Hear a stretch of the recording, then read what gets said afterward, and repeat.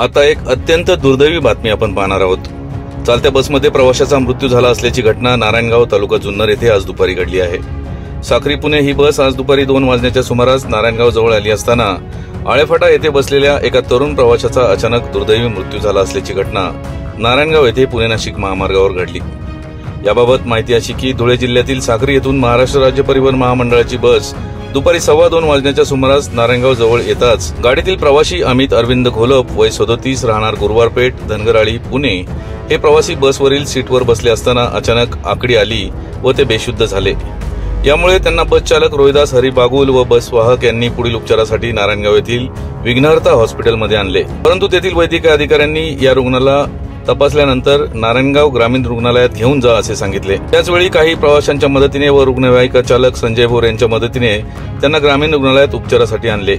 येथील ग्रामीण रुग्णालयाचे वैद्यकीय अधिकारी डॉक्टर माटे यांनी अमित घोलप यांची तपासणी केली असता उपचारापूर्वीच ते मृत्युमुखी पडले असल्याचे त्यांनी सांगितले।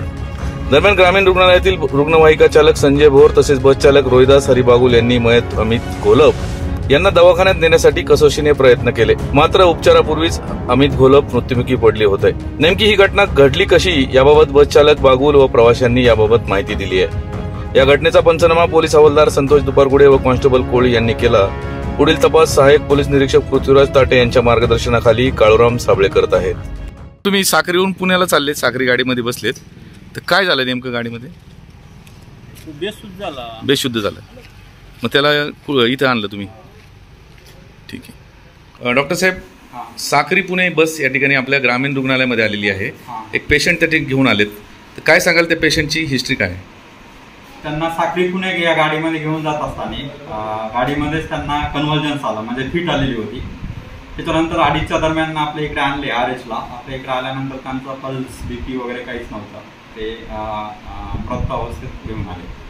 आळेफाट्याला बसलेत का ते? कंडक्टर